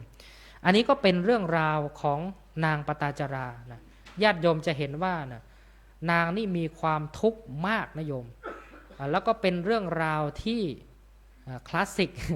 ก็คือทุกยุคทุกสมัยต้องพูดถึงเรื่องนางปตาจาราในการยกตัวอย่างเรื่องของผู้ที่เจอความทุกข์เฉพาะหน้าแล้วก็สามารถที่จะรับมือกับความทุกข์นั้นได้นะโดยมีองค์สมเด็จพระสัมมาสัมพุทธเจ้าเป็นผู้แนะนำประการที่หนึ่งนี้ก็คือการยอมรับความจริงยอมรับความเป็นไปผลสุดท้ายก็คือยอมรับกับความตายหรือว่าการเปลี่ยนแปลงไปนั่นเองประการที่หนึ่งก็คือการยอมรับประการที่สองประการที่สามประการที่สี่ก็คือการมองบวกการให้อภัยแล้วก็การนึกถึงผู้อื่นเรื่องราวนี้นะญาติโยมอาจจะเคยได้ยินนะเรื่องราวประวัติชีวิตขององค์ดาไลลามะเป็นประมุขของพระพุทธศาสนาในสายวัชรยานก็คือองค์ดาไลลามะที่14ท่านชื่อว่าเทนซินกยัตโซนะโยมอาตมาก็อาจจะออกเสียงไม่ถูกนะองค์ดาไลลามะองค์ที่14นี้เนี่ยก็คืออาตมาจะขอเท้าความเดิมทีทิเบตนี่ปกครองโดยระบอบกษัตริย์แล้วก็มีอาณาจักรเป็นของตัวเองปกครองโดยระบอบกษัตริย์ต่อมากษัตริย์นี่มีความเลื่อมใสในพระพุทธศาสนามากเข้าก็เลยมอบพระพุทธศาสนาให้กับก็เลยขออภัยนะโยมก็เลยมอบอาณาจักรก็คือมอบบ้านเมืองให้กับฝ่ายพระพุทธศาสนาปกครองก็คือให้องค์สมเด็จพระสังฆราชปกครองตั้งแต่ยุคขององค์ดาไลลามะองค์ที่หนึ่งพอทีนี้นะชาวทิเบตเชื่อว่าองค์ดาไลลามะเนี่ยเป็นพระโพธิสัตว์แบ่งภาคลงมาเกิดถ้าประเทศไทยเราก็เชื่อว่าเป็นเจ้าแม่กวนอิมนะโยมแต่จริงๆแล้วนะพระโพธิสัตว์อวโลกิเตศวรไม่ได้มีเพศนะโยมนะถ้าในฝ่ายทิเบตฝ่ายวัชรยานอย่างนี้จะถือว่าท่านถือสภาพเหมือนเพศบุรุษนะโยมนะอันนี้ก็คือพระโพธิสัตว์แบ่งภาคลงมาเกิดเป็นองค์ดาไลก็คือกลับชาติมาเป็นองค์ดาไลลามะเพราะฉะนั้นนะองค์ดาไลลามะองค์นี้เนี่ยก็คือมีประวัติที่น่าสนใจมากท่านเกิดในดินแดนถ้าอาตมาจำไม่ผิดก็คือตอนเหนือของทิเบตนะปัจจุบันนี้ก็คืออยู่ในประเทศจีนแล้วนะ พอองค์ไดลามะเสียชีวิตนี่ชาวทิเบตจะเชื่อว่าท่านจะต้องกลับไปเกิดแล้วก็จะกลับมาใหม่คือจะไปเกิดในอีกร่างหนึ่งพระผู้ใหญ่ที่ดูแลองค์ไดลามะหลังจากที่องค์ไดลามะองค์ที่13ท่านสวรรคตก็คือเสียชีวิตเนี่ยก็พากันออกตามหาองค์ไดลามะองค์ใหม่ทั่วทิเบตเขาก็จะมีการออกเขาก็จะมีพิธีนะโยมว่าอย่างเช่นไปหาเด็กที่เกิด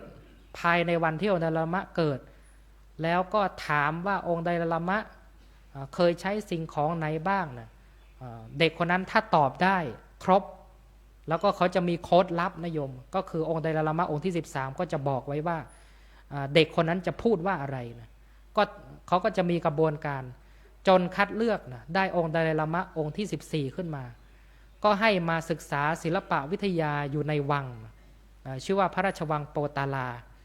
กลางทิเบตศึกษาศิลปะวิทยาก่อนที่ท่านจะอายุ16ปีนะจึงจะให้ปกครองด้วยตนเองขณะนั้นเนี่ยทางจีนซึ่งอยู่ในสมัยราชวงศ์ซ่งเนาะถ้าจำไม่ผิดก็คือเป็นราชวงศ์สุดท้ายนี่แหละก็เกิดปฏิวัติสังคมปฏิวัติทำให้จีนเนี่ยจีนนี่ได้รับเขาเรียกว่าได้รับผลกระทบภายในไม่สามารถที่จะมาดูแลทิเบตได้ตอนนั้นนี่ทิเบตอยู่ใต้การปกครองของจีนแล้วนะแต่ว่าจีนเนี่ยเกิดปัญหาภายในทางทิเบตก็เลยประกาศอิสรภาพนะถือองค์ไดลามะเป็นประมุขก็คือเป็นกษัตริย์ปกครองนั่นเองทีนี้พอจีนจัดการปัญหาภายในก็ก่อตั้งพรรคคอมมิวนิสต์จีนแล้วก็ปกครองขึ้นมาได้จีนก็เลยต้องการที่จะผนวกทิเบตคืนมาเป็นของจีนดังเดิมก็เลยส่งกำลังทหารบุกไปทิเบตโดยให้เหตุผลว่าทิเบตนี่ยังปกครองด้วยระบอบสมบูรณาญาสิทธิราชย์ก็คือมีองค์ไดลามะปกครองยังไม่เป็นประชาธิปไตยอยากจะปลดปล่อยทิเบตก็เลยส่งทหารไปพอส่งทหารไปเนี่ยเหล่าประชาชนชาวทิเบตก็ลุกฮือขึ้นมาพากันมาป้องกันองค์ไดลามะนะจนในที่สุดสถานการณ์เกิดการปะทะกันรุนแรงมากขึ้นทางรัฐบาลทิเบตก็เลยตัดสินใจให้องค์ไดลามะลี้ภัยนะโยมซึ่งตอนนั้นท่านยังมีอายุประมาณ18ปีนะโยมก็คือลี้ภัยระหว่างที่ลี้ภัยนั่นเองนะทางจีนก็ตามไล่ล่านะองค์ไดลามะก็พยายามที่จะไปให้ถึงชายแดนอินเดียให้ได้นะกล่าวกันว่านะองครักษ์ที่ติดตามมาเนี่ยถูกสังหารเกือบหมดเลยโยมแม้กระทั่งม้านี่ก็คือเปื้อนไปด้วยเลือดนะ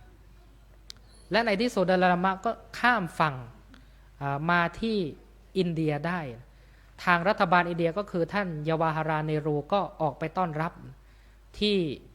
ถ้าปัจจุบันก็คือจังหวัดดารัมซาล่านะซึ่งรัฐบาลอินเดียก็มีน้ำใจนะโยมได้มอบที่หนึ่งให้กับองค์ไดลามะและชาวทิเบตในรัฐหิมาจันตประเทศชื่อว่าดารัมซาร่าซึ่งภาษาไทยก็คือธรรมศาลาเป็นสถานที่ลี้ภัยของชาวทิเบตนะคนทิเบตก็จะอยู่แถวนั้นเยอะนะซึ่งอาตมาก็มีโอกาสได้ไปแล้วที่ดารัมซาร่าทีนี้เหตุการณ์ในครั้งนั้นเนี่ยกล่าวกันว่ามีประชาชนชาวทิเบตผู้คนล้มตายประมาณ1,200,000 คนเลยโยมจากเหตุการณ์ครั้งนั้นก็มีคนก็คือนักข่าวชาวต่างประเทศไปถามไดลามะว่าท่านรู้สึกอย่างไรนะท่านคิดถึงบ้านไหมนะนี่องค์ไดลามะตอบนะโยมองค์ไดลามะตอบว่าอาตมาไม่เคยคิดถึงบ้านเลยเพราะที่ไหนบนโลกใบนี้ก็เหมือนบ้านทั้งนั้นปัจจุบันนี้อาตมาอยู่ในอินเดียซึ่งเป็นจุดกำเนิดของทิเบตดังนั้นอินเดียจริงๆแล้วก็คือจิตวิญญาณของอาตมาจิตวิญญาณของพวกเราเมื่อหลายร้อยปีมาแล้วเนี่ยทิเบตก็ได้รับอิทธิพลมาจากอินเดียก็คือได้รับมาจากอินเดียมาถึงตอนนี้ถึงเวลาแล้วที่เราจะมอบให้กับอินเดียบ้างแล้วก็มอบก็ ก็คือแชร์สิ่งดีๆต่างๆให้กับโลกใบนี้บ้างแล้วนักข่าวก็ถามไปอีกว่าจากเหตุการณ์ในครั้งนี้เนี่ยท่านโกรธไหม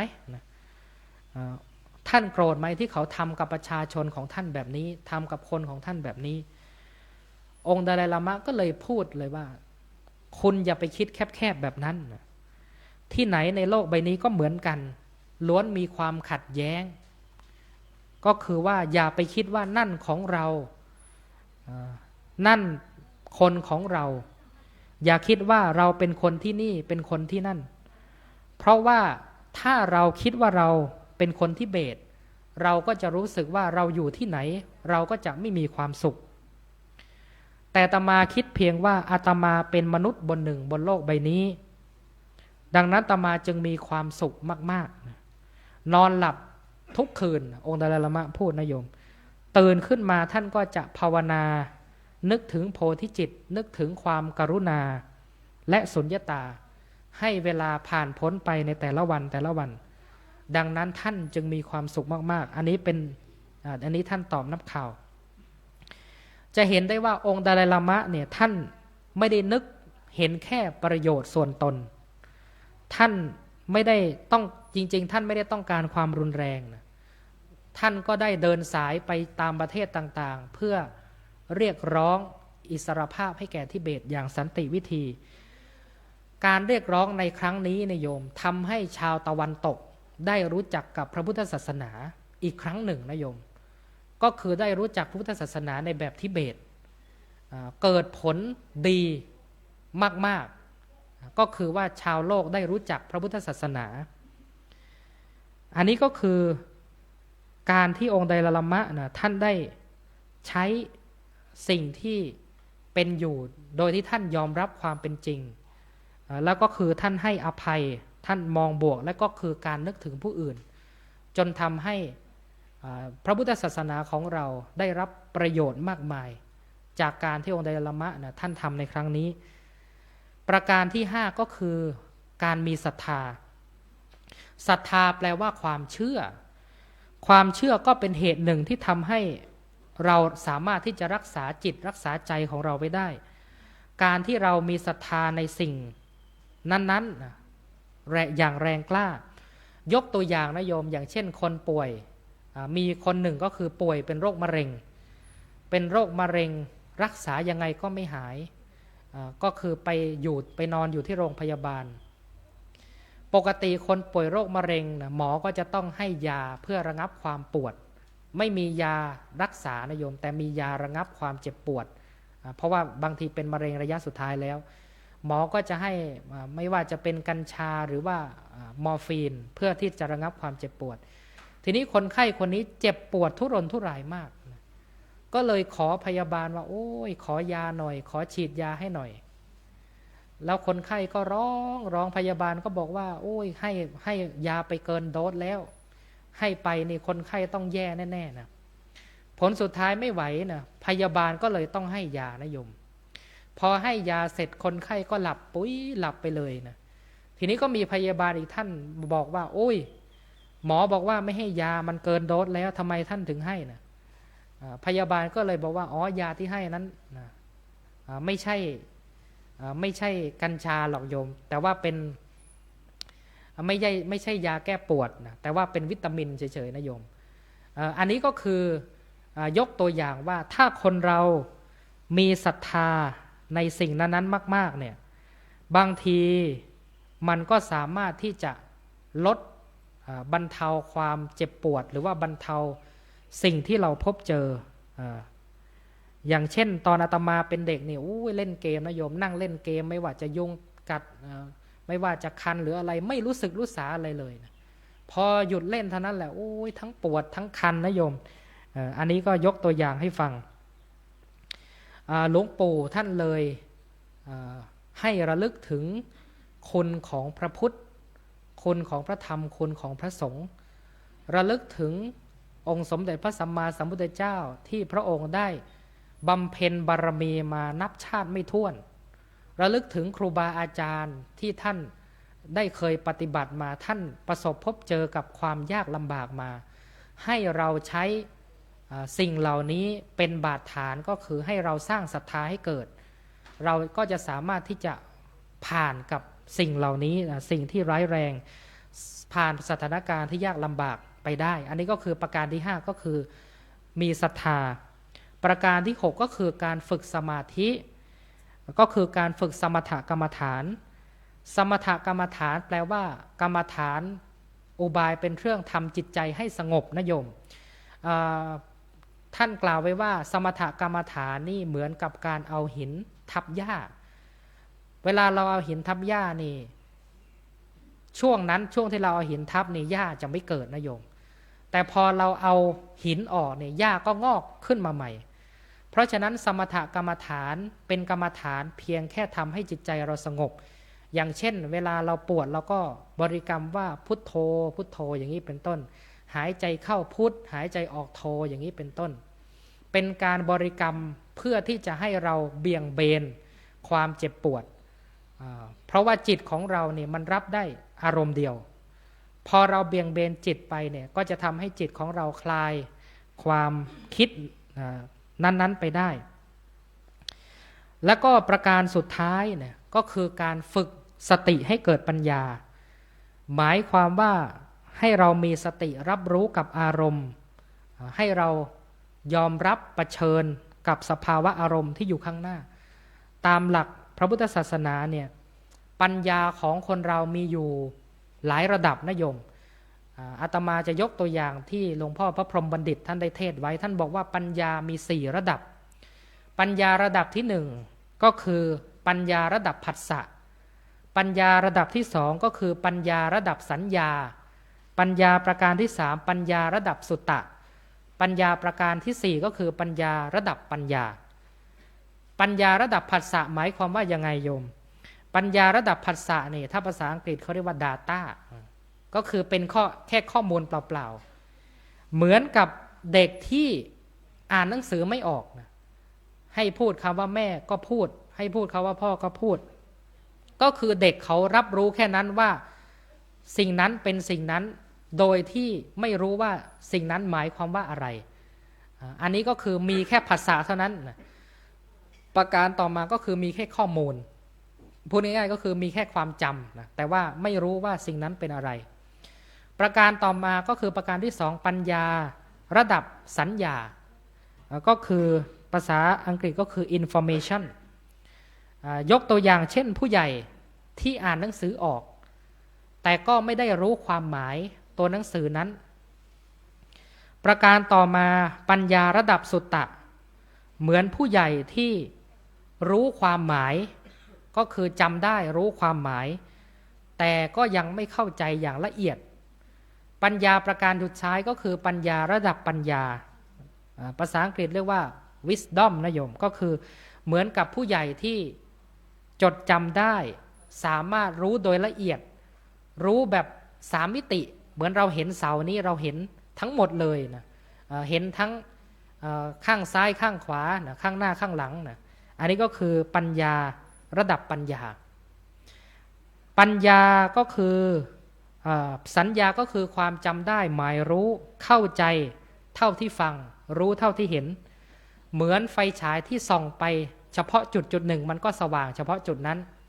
แต่ถ้าเป็นตัวปัญญาเหมือนกับเราเปิดไฟปึ๊บมันสว่างขึ้นเลยนะหลวงปู่ท่านชอบใช้คำว่าพัวนะโยมเราจะเคยได้ยินอันนี้ก็คือปัญญาโลกัสสมิปัจโชโตปัญญาเป็นแสงสว่างในโลกนะดังที่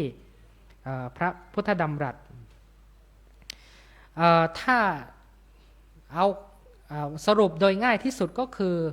การฝึกสติให้เกิดปัญญาก็คือการปฏิบัติวิปัสสนากรรมฐานที่พระเดชพระคุณหลวงปู่ได้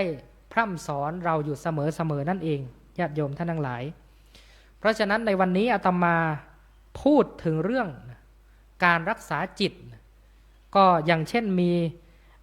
จิตของคนเราเนี่ยเป็นสิ่งที่สำคัญมากๆจะดีจะชั่วก็อยู่ที่จิตของเรานี่เองเหมือนกับพระบาลีว่าจิตเตนะนิยติโลโกโลกอันจิตย่อมนำไปนะก็คือชาวโลกมักจะถูกจิตนำไปจิตตัสสะธรรมโถสาธุการฝึกจิตเป็นการดีนะโยม จิตตังทันตังสุขาวหังจิตที่ฝึกดีแล้วนำความสุขมาให้จิตตังคุตตังสุขาวหังจิตที่รักษาดีแล้วนำความสุขมาให้วิหันยตีจิตตะวสานุวัตติผู้ประพฤติตามอำนาจจิตย่อมลำบากใครที่ให้จิตนำหน้าก็คืออยากทำอะไรก็ไปตามอำนาจของจิตเนี่ยย่อมประสบกับความลำบากจิตตังอัตโนอุชุมกังสุคนฉลาดทำจิตของตนให้ซื่อตรงสัจจิตตะปริยายกุศลาภวัยยุงพึงเป็นผู้ฉลาดในกระบวนการฝึกจิตของตนเตละปตังยถาปริหรยะเอวังสัจจิตตะมนุรักเขพึงรักษาจิตของตนเหมือนการประคองบาตรที่มันเต็มไปด้วยน้ำมันสรุปพุทธพจน์ได้ว่าจิตเตสังกิริเถทุกขติปาติกังขาเมื่อจิตเศร้าหมองทุกขติก็เป็นอันต้องหวังจิตเตอสังกิริเถสุขติปาติกังขาเมื่อจิตไม่เศร้าหมองสุขติก็เป็นต้องอันก็คือก็จะมีสุขติเป็นที่ไปในเบื้องหน้าวันนี้กระผมอาตมาภาพได้แสดงพระธรรมเทศนาซึ่งมาในพระสุตตันตปิฎกเล่มที่19ข้อที่25ขุททกนิกายธรรมบทก็คือพันธนังจัปปลังจิตตังทุรักขังทุนนิวารยังอุชงกโรติเมธาวีอุสุการโรวเตชนังแปลว่าคนที่มีปัญญาก็สามารถที่จะทำจิตที่ดิ้นรนกวัดแกว่งรักษายากห้ามยากให้ตรงได้เหมือนช่างสอนที่ทำลูกศรให้ตรงได้ฉะนั้นในท้ายที่สุดแห่งการแสดงพระธรรมเทศนากระผมอาตมาภาพขออ้างเอาคุณพระศรีรัตนตรัยพระทักขิณโมลีธาตุพระบรมธาตุเจ้าจอมทองบารมีธรรมในพระเดชพระคุณหลวงปู่พระพรหมมงคลหลวงปู่ทองสิริมังคละมหาเถระคุณงามความดีคุณแห่งทานศีลภาวนาและคุณแห่งพระวิปัสสนากรรมฐานจงอภิบาลคุ้มครองให้ท่านทั้งหลายจงปราศจากสัพพทุกข์สัพพโศกสัพพโรคสัพพภัยอันตรายทั้งปวงอันหนึ่งบุญใดกุศลใดที่ท่านทั้งหลายได้บำเพ็ญแล้วได้ทำมาแล้วขอให้เป็นวิบากกุศลอันน่าปรารถนาน่าใคร่น่าพอใจแด่บริวารชนสัมพันธชนบรรพบุรุษบรรพชนที่ล่วงลับดับชีพไปแล้วขอให้มีความสุขในธรรมเป็นนิจสถิตมั่นอยู่ในสัจธรรมนำตนให้พ้นทุกข์ประสบสุขอันไพบูรณ์กล่าวคือมรรคผลนิพพานด้วยกันทุกท่านทุกคนเทินอาตมาภาพรับประทานแสดงพระธรรมเทศนามาก็เห็นว่าสมประสงค์จึงขอสมมุติยุติลงคงไว้แต่เพียงเท่านี้เอวังก็มีด้วยประกาศนี้อันธรรมยังสาธุกลังกโลมาเสสาธุสาธุสาธุนะโมตัสสะภะคะวะโตอะระหะโตสัมมาสัมพุทธัสสะนะโมตัสสะภะคะวะโตอะระหะโตสัมมาสัมพุทธัสสะนะโมตัสสะภะคะวะโตอะระหะโตสัมมาสัมพุทธัสสะอิติปิโสภะคะวะอะระหังสัมมาสัมพุทโธวิชชาจารณะสัมปันโนสุขโตโลกเวโทอนุตตโลโมเรสัทธมาสาลาเดสัทธาเทวมนุสานาพุทโธภะคะวะติสวะคาโตภะคะวะตาธัมโมสันนิเตโกอาคาเลโกเอเฮปัสเสโกปันนาเยโกปัจจตังเวทิตาโพวินโยหิเตโสปฏิปันโนวะโตสาวกสังโฆอุชุปฏิปันโนภะคะวะโตสาวกสังโฆยายาปฏิปันโน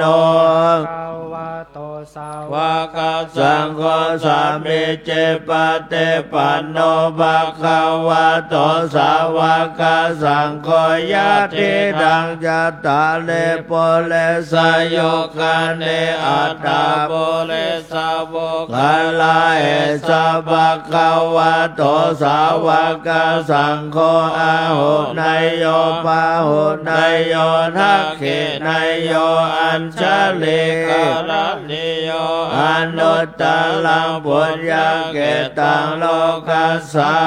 เตมหากรุณิโกนาโตอิตายาสัพพปานินัง ปุเรตัวปารมี ปัตโตสัมโพเตมุตตมังเอเตนะสัจวัชเชนะโหตุเตชัยยะมังคลาชัยยันโตโมทิยาโมเลสักกายานังนันเทวตาโนเอวตาวะเวชยโย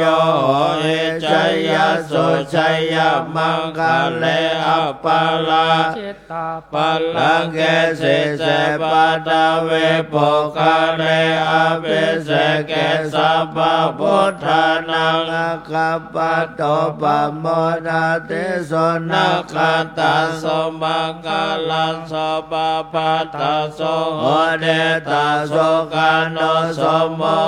โตจะโสเยตังพระมจาเลโสปะทักขินังกายะ กรรม มาวาจากัมมังปาราเกนังปาราเกนังมโนกัมมังปานิทิเตปาราเกนาปาราเกนาเนกตวานาลาปันตาเตปาทักขิเน ถูก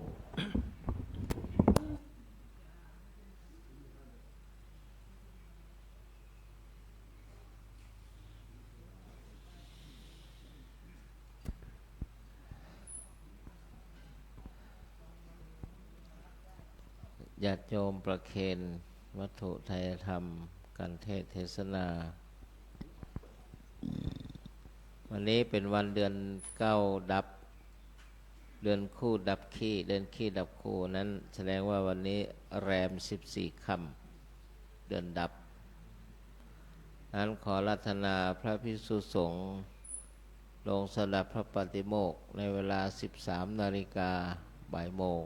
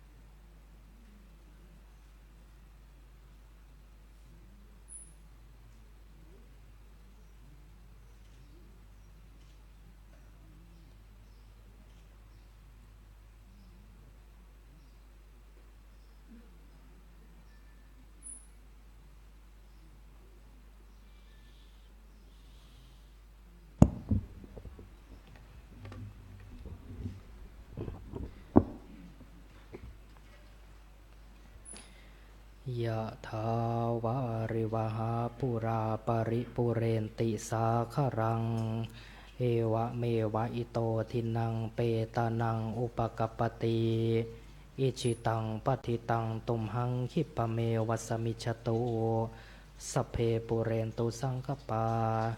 จันโทปนรโสยะธามณิโชติรโสยะธาสัพพิติโยวิวาชันตุสาภาโรโควินาสตุมาเตภวาตวันตารายโยสุขีทีขายุโกภวะอภิวาทนาสีเลสเนจังบุทธาปจายโนจัตตารโอธรรมาวาทันติอายุวันโนสุขังภาลัง สาธุสาธุสาธุครับคณะสัตยาทั้งหลายเจอกันยกกันเข้าแล้วก็บัตรเข้ามาถวายท่านพระคุณเจ้าครับ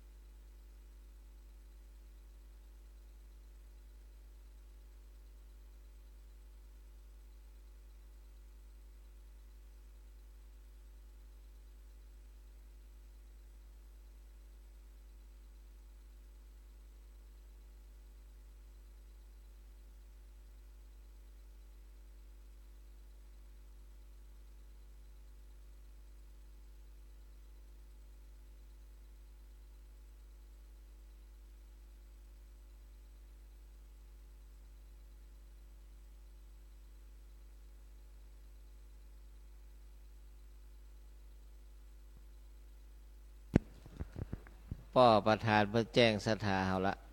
กรรมการศรัทธาประชุมวันที่27เนี่ยเปิ่นต้อนรับพระครูใหม่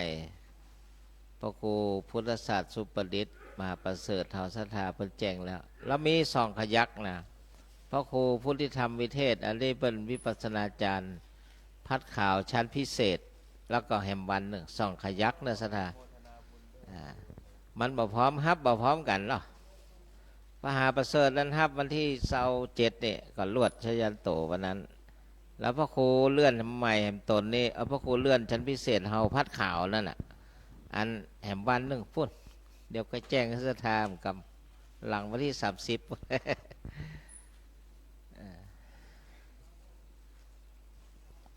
ปีนี้ได้สัญญาบัตรใหม่1เลื่อน1นะศรัทธาเดี๋ยวป้านันจะได้กล่าวคำถวาย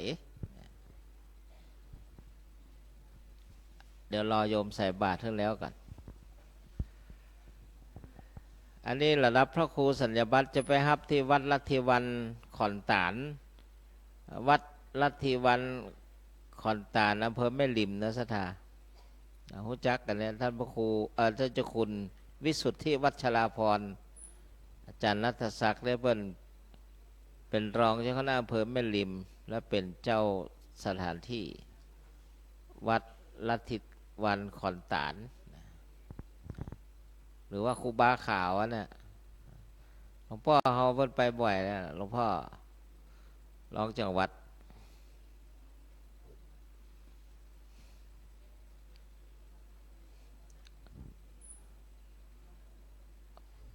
โหนเหนือเขาครับที่ลัทธิวันขอนตาล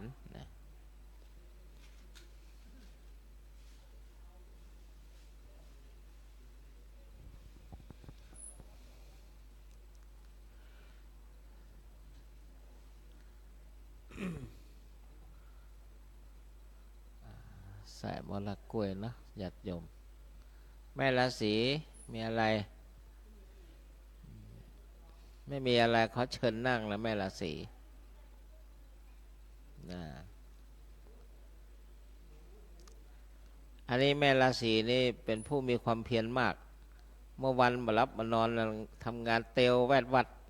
ปั่นรถไม่ใช่ดิจูงจักรยานไปถึงรถตัดแต่เพิ่นมาขี่รถถีบ เปิ้นจูงก็นะมีคนเดียวแล้ววัดหลวงเลยนะศรัทธา ขออภัยบัดเปิ้นบ่ปั่นอ่ะเปิ้นจูงเอาหรอพระลบความเพียรพระนานกล่าวคำถวายเลย ครับ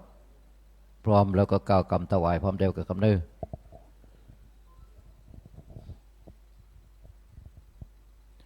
นะโมตัสสะภะคะวะโตอะระหะโตสัมมาสัมพุทธัสสะนะโมตัสสะภะคะวะโตอะระหะโตสัมมาสัมพุทธัสสะนะโมตัสสะภะคะวะโตอะระหะโตสัมมาสัมพุทธัสสะว่าพร้อมเด็กครับอิมานิมายังพันเตภัตตานิ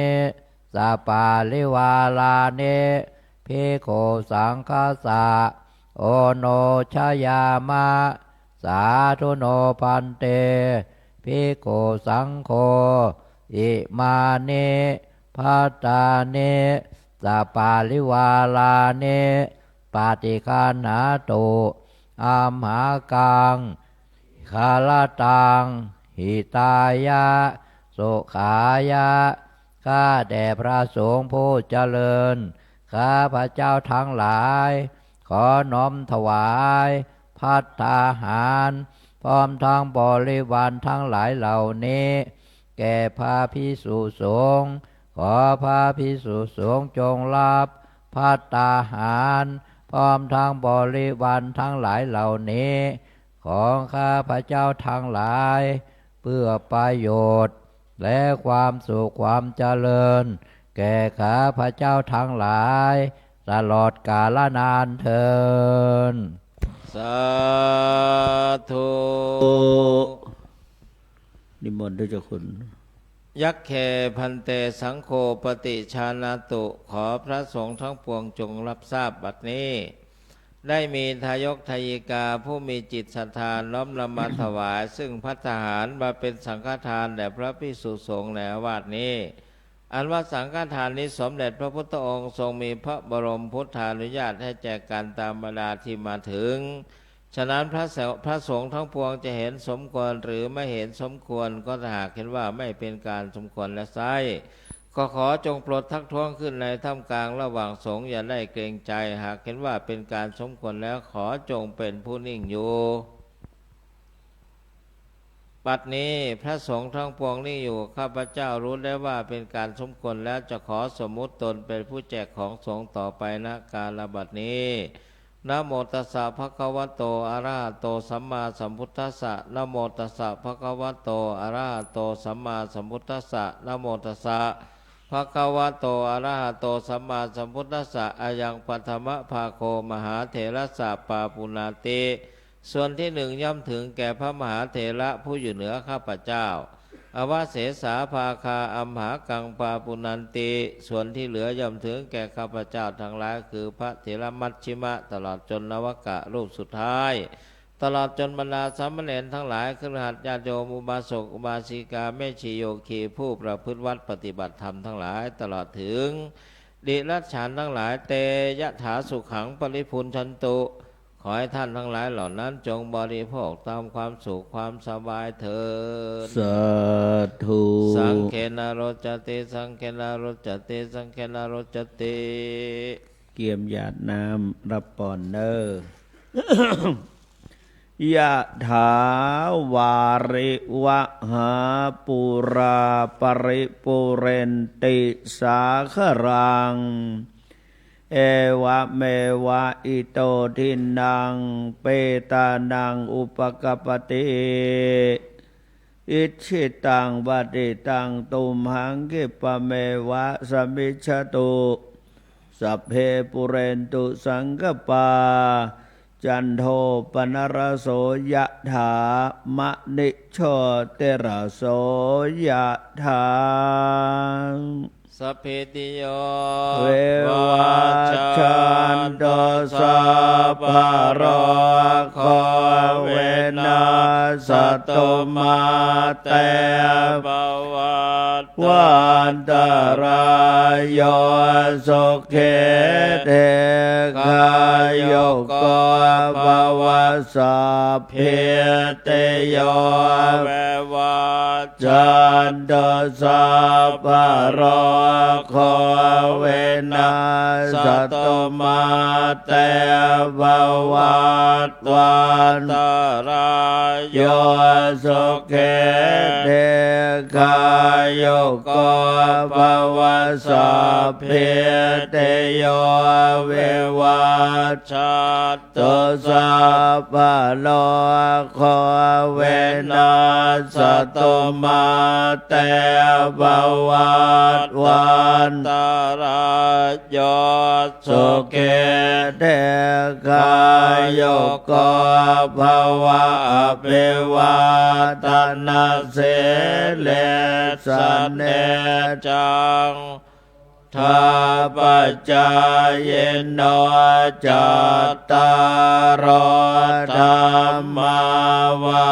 ฏันเตอายุ ยุวันโนสุขังภาลังอายุโทภลโตเทโรวันนาโตปเตภานาโตสกัสสดาตาเมธาเวสกังโสอเดกาจติอายุรัตตวาปะละ วันนาสุขันจะปฏิปานาโตเทกายโยยัสวะโหเตยาตายาโตปปัสสเตเตรัตนาตายาโนภาเวนะรัตนาตายาเตชะสาโทกะโรขะพยาเวราโสกาสัตโตโจปัฏฐวาเดกาอันตรายาเปเวนัสสันโตอาเสสัตโตจยาเสเตทานังลาภาโสเทภคยาโสขังพลังเสเรอายุจวันโนจาวะคาวเทจยสวาสตวาสาจะอายุจะเชวเสตเตภวันตุเตภวตุสัพพมังคลังลักขันตุสัพพเทวตาสัพปะปะทานุภาเวนัสตาโสเตภวันตุเตภวตุสัพพมังคลังลักขันตุสัพปะเทวตาสัพพธรรมานุภาเวนัสตาสัตเตภวันตุเตภวตุสัพพมังคลังลักขันตุสัพพเทวตาสัพพสังฆานุภาเวนัสตาโสเทภวันตุเตสาธุกลังกโลมาเสสาธุสาธุสาธุ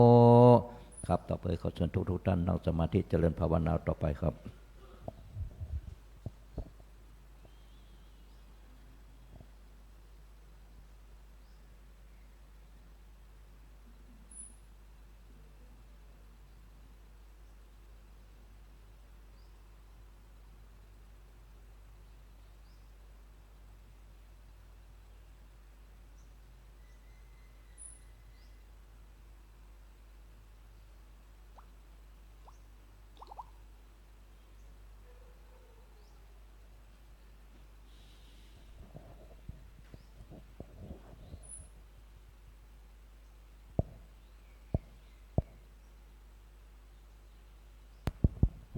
ครับสมควรแก่เวลา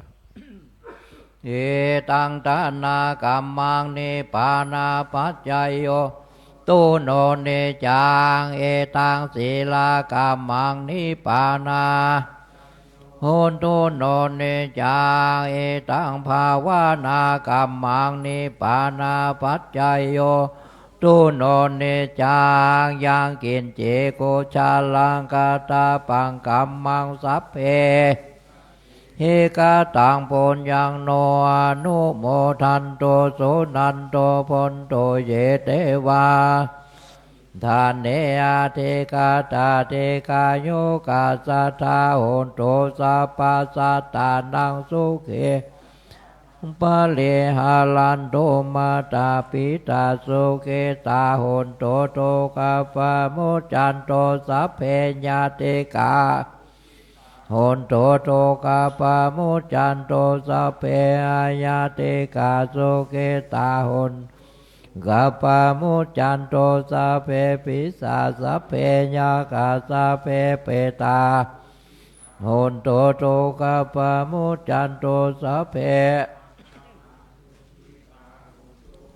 กาปะโมจันโตสัพเพเทวาสุเกตาโหนโตโตกาปะโมจันโตสัพเพอาจาปัจจายาสุเกตาโหนโตโตกาปะโมจันโตสัมปเตนังสัมมิจันโตโววันตามิโพธังสัพพะเมโตสังฆามาธาเมวันเทวันตา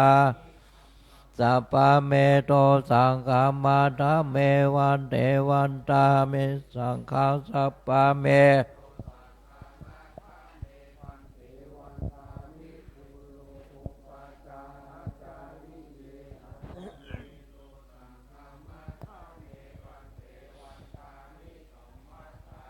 สัพพะเมโตสังฆามาธาเมวันเทวันตา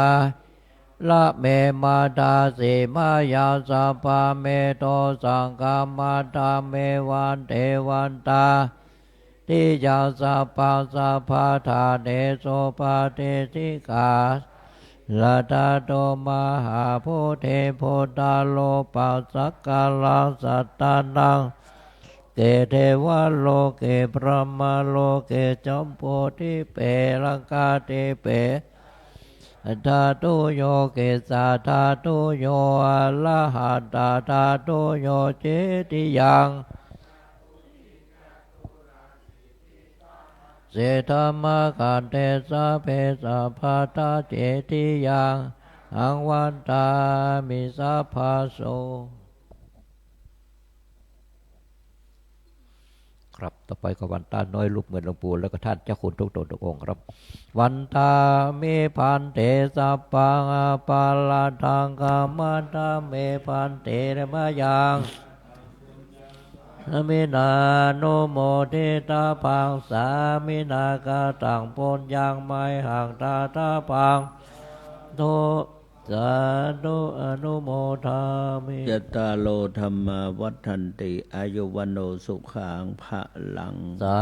ธุสาธุสาธุก้าวกำลัง